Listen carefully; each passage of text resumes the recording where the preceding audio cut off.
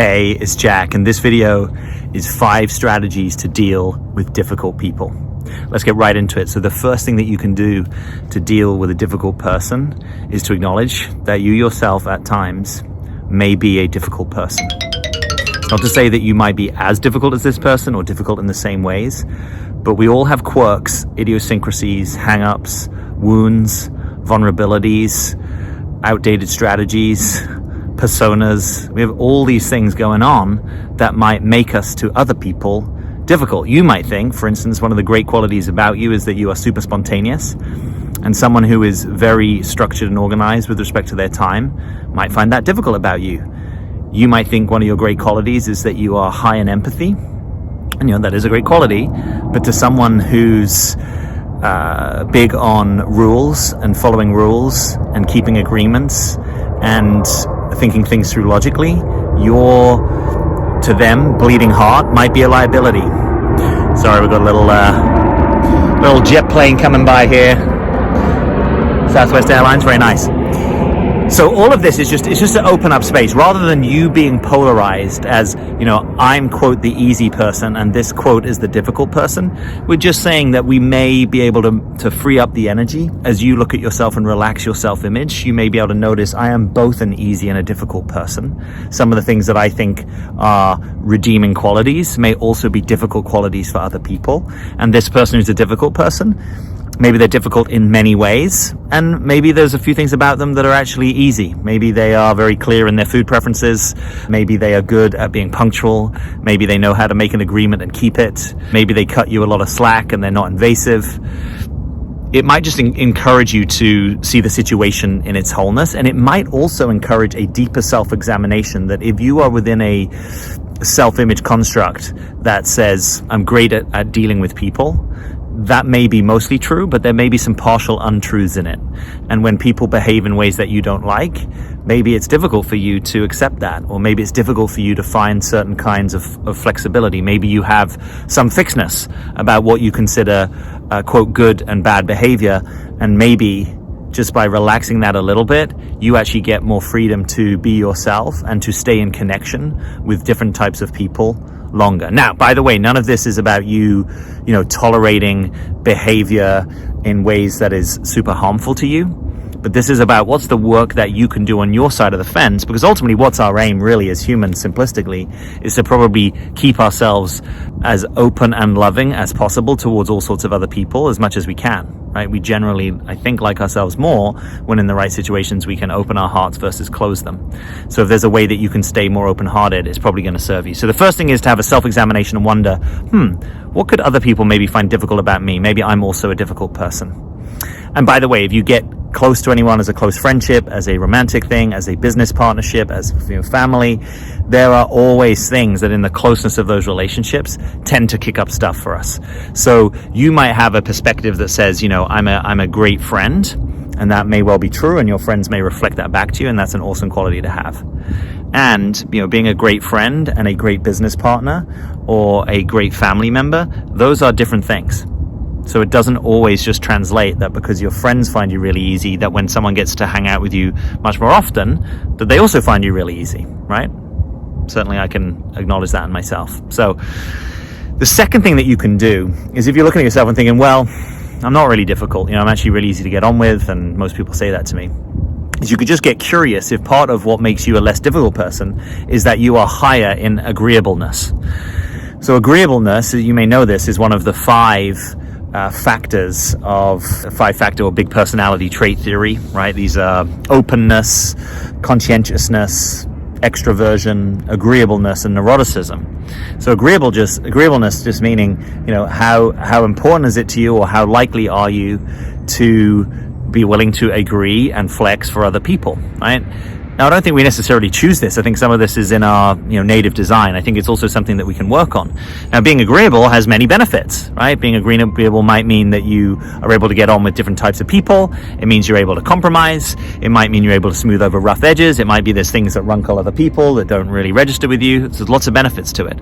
And it could also be that sometimes your personality is wrapped up in your agreeableness, meaning You may end up showing up in ways that are not actually so true to your now and becoming authentic self, right? So actually, as you get deeper in contact with some of your real inner workings, you might notice, well, there's times where on the exterior I'm agreeable, but actually inside I'm kind of disappointed, or I feel let down, or I feel pissed, or I feel angry, or there's something that just doesn't sit very well with me.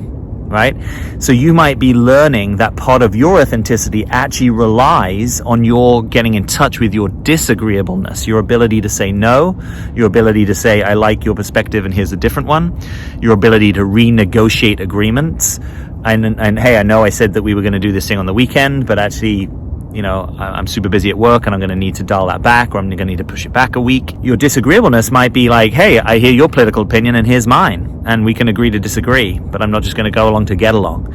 You know, so sometimes we refer to this as standing in your own power, cultivating your sense of preferences and priorities, having more backbone, letting people know where you stand. And you still, your authenticity might be that you always are more agreeable than some other people, and that you really value that about yourself, right? That is something to be proud of. And if we can kind of shore it up with appropriate disagreeableness and learning how to step into that conflict with people when it feels uncomfortable, we're going to have a more integrated and real you. So could it be, inquiry, that the person that you find difficult is more disagreeable than you? And by the way, this could also be some other trait, right? It could be that you're super extroverted, to go back to the big five. You're super high in your extroversion and you struggle with really introverted people. You almost just don't get it. I know certainly as someone who was more extroverted in my teenage years and 20s, I did at times struggle to understand more introverted people. And I feel like it's been a good part of my journey to get more in touch with some of my introverted qualities and notice the value of time with myself and recharging alone and things that I can only do really when I'm by myself. So just saying that in case you're like, well, the disagreeableness thing isn't really what I find difficult about this person, but just notice, is there something you find difficult about them that if you were more in touch with it yourself, would it actually serve you? This is called Everyone is an Invitation to Our Wakefulness. Right? And this can be really hard. So I'm not pretending this is always easy, but it can be worthwhile even just to open up the curiosity. Is there anything here for me? Is there anything that they seem to be able to have, they have the right to do, even if it's a thing that I don't think is a great pro-social behavior, but the fact that they just seem to have the right to do it and I would never think to do with it, maybe actually, for me, sometimes it would be good to think about doing that kind of thing, right? So for instance, maybe this is a person that's willing to dominate conversation and you don't like that. You don't like conversation being dominated, but occasionally it might be useful for you to know how to dominate a conversation. If you've got something really important to say, or perhaps it's your gig, your party, your presentation, your meeting, that it's actually okay for you to really, hold court and take the floor. Perhaps you struggle with people who can't get to the point, and they kind of go on and on and on and on, and you're much better at being concise. But actually sometimes you don't give yourself permission to speak unless you feel really clear on something. And actually allowing yourself to have more extroverted thinking, where you just kind of think out loud and go around the houses a bit, actually will allow you to have more voice. And you don't have to be so hard on yourself that everything you ever say has to be the fullest extent of your truth, right? That your truth can emerge through time, through extroverted thinking. Perhaps, someone else gives themselves permission to be late and you're always punctual. But there's the odd time when you're punctual, when actually an even greater truth may be, it would have been better for me to spend that extra 5 minutes talking to my child because they actually really needed me. Or, perhaps there was an opportunity that came up that was like a once in a lifetime opportunity that you didn't take the time to explore because you didn't want to be late for an appointment. But actually, you being 5 minutes late for the doctor, it would have been worth to explore this opportunity. Do you get what I'm saying? You may still have your preferences around punctuality, but sometimes it can be good to have that little bit of flex. Not necessarily all the time, but some of the time. It might actually allow you to be more true to what's needed in the moment. The third thing that you can do to deal with difficult people is to connect with the fact that underneath anyone's difficulties, and obviously that's subjective, but typically difficult behavior in people is driven by wounds and needs, often unmet needs and unhealed wounds. So if you can connect to your compassion about that, even whilst you hold appropriate boundaries, that can be really empowering, right? Because no one typically, when they're feeling, whole and free and loving, goes and behaves in super difficult ways, right? Normally the parts of us that are most difficult are the parts of us that were young and didn't know how to survive and adopted some kind of accommodation or strategy in order to be able to survive a difficult experience or a difficult parent or sibling or something in childhood. So most of this stuff has genesis. Now, if you're a naturally empathetic, compassionate person, you maybe already spend a lot of time in this realm, so have awareness of self and what you already do.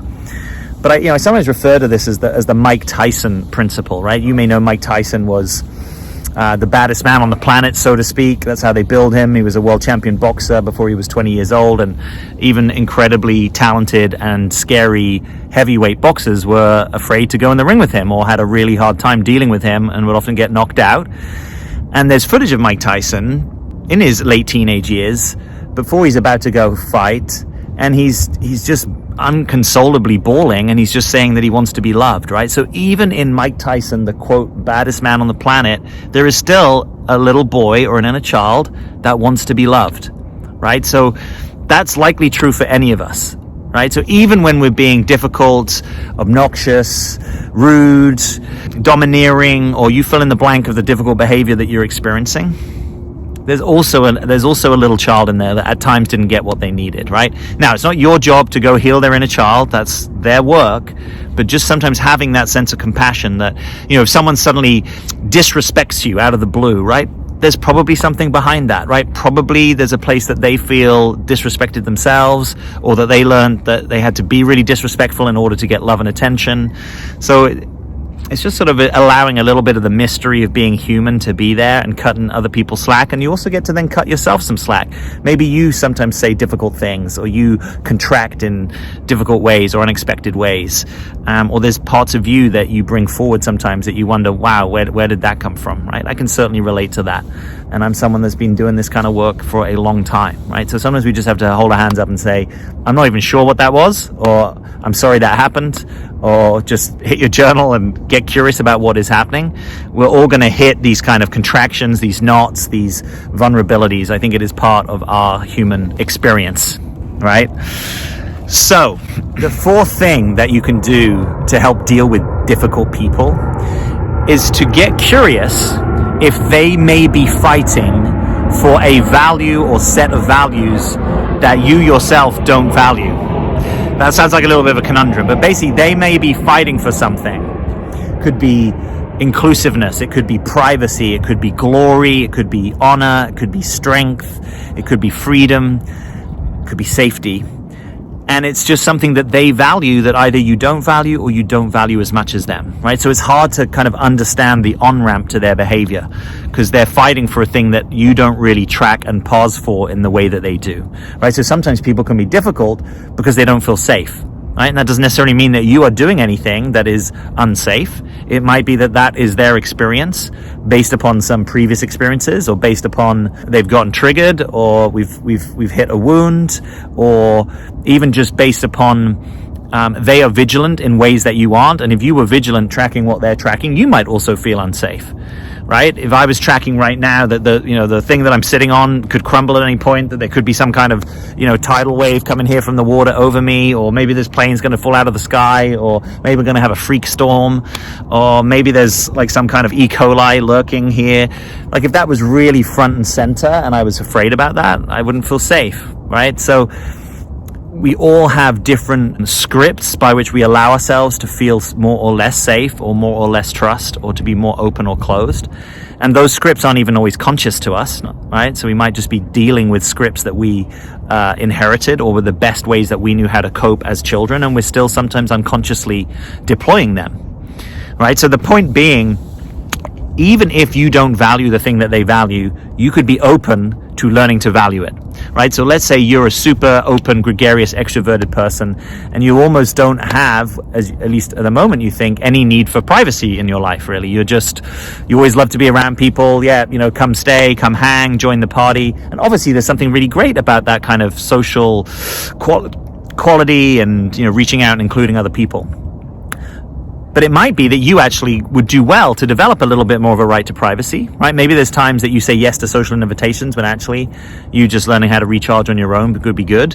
Or maybe There are times you say yes to people and you make something into a group situation when actually a one-on-one with the right person at the right time would be more powerful for you. And so when someone else is doing something that values privacy, you almost can't track why would they even be doing that.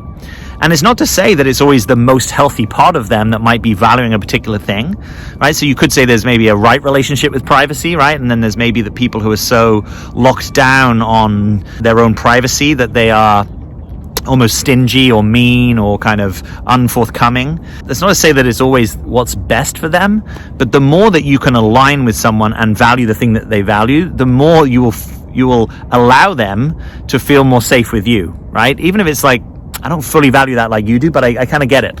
This is, again, an invitation for you to, fancy phrase, right? Increase your values metabolism. Woohoo! Basically learning how to value more things, because when you learn how to value more things, you can derive more alignment, fulfillment, and nourishment from more areas of life, right? Simplistic analogy, if you can only eat yams, and that's the only place you can get nourishment, then you're only going to be eating yams, right? But if you can eat yams and other sorts of vegetables, there's many more places in this world that you can get nourishment. And obviously, if you can eat vegetables and fruit and grains and, you fill in the blank, there's more places that you can go for nourishment, which just makes life easier. It gives you more options, gives you more flexibility and freedom, gives you more places that you can experience connection, right? Which for a lot of us is a high value. So when someone's being difficult, ask the question, is there something they're valuing? What is it? Is it something that I'm even in touch with? And if you don't know, you could even get curious in a genuine way, right? I noticed that you put a lot of attention on XYZ, and I noticed that I don't. And I'm just curious. What is it that informs that behavior? And you will probably learn something about them, and you'll probably also potentially learn something about you. All right, the fifth and final way that you can deal with difficult people is just to acknowledge that sometimes it is just difficult, and there may not be an easy solution, and there may not even be a solution. People aren't really a problem to be solved. People may be at times needing to be managed, right? You might need to manage someone in a literal way, right? They're on your team or they're a direct report, or maybe they're a family member that sometimes you have to approach them in a certain way that just works better. But people aren't problems to be solved, right? So if you actually look at something like, soberly, ongoingly, this just might be a thing, interacting with this person. Now, you ultimately have your right to autonomy. You could choose to interact with someone less, or you could choose to interact with them according to certain protocols, right? Like maybe I only call this person once a month, or I'll only, if it's Thanksgiving and we're going to get together, I'm still going to book my own hotel, or I'm going to need to have, half the day to myself, or, there's certain things that you can start to bake in to make more nuanced agreements that actually work better for you. And it might be that if you can just accept, sometimes this person's going to do this thing, and sometimes I'm not going to like it, and sometimes I'm not going to know what to do or say, that deeper acceptance can be useful. And sometimes from that deeper acceptance, you may even notice people just get that little bit less difficult, right? The person who is super domineering, you might notice that actually if you meet that with playfulness, it doesn't upset you so much. Or if you have a practice of countering, right, and kind of pushing them off their center occasionally, that's good for you. Or that you can maybe be playful with them and name their domineering nature and just kind of invite it, not reject it. They actually love that in that person. Not everyone is capable of doing that. There's probably a gift alongside the liability. So this is about, as I would say, cultivating sobriety, right? Being able to see things for what they are, seeing them clearly, trying to have as much objectivity about yourself and other people. And relating with people is difficult, right? I'm difficult, you're difficult, people are difficult. And they're not only that, but if you can just keep that in mind, they won't surprise you. You won't be fighting reality quite as much. You won't be imagining at some point there's just going to be a silver bullet or a pill that I can take and this person will change, right? We don't want to be in the I'm trying to change you business. We do want to make invitations to people.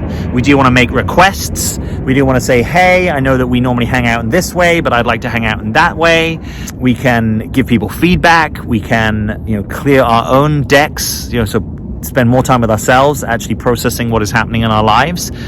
We can get our own support systems, therapy, coaching, and otherwise. There's lots of things that we can do that will reduce the stress, but there's always probably going to be some of that friction.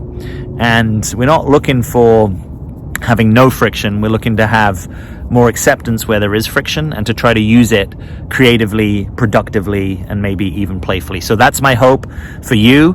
I would love you to leave me a comment beneath this video. What's your experience? What do you notice is difficult about yourself? Which of these 5 is potentially most useful for you? I read all the comments, and if you like this video, please subscribe to the channel. I release videos on authenticity, personal growth, dating, how to be more yourself, and how we can build a better society together. So I'm Jack, as always. Thanks for being here.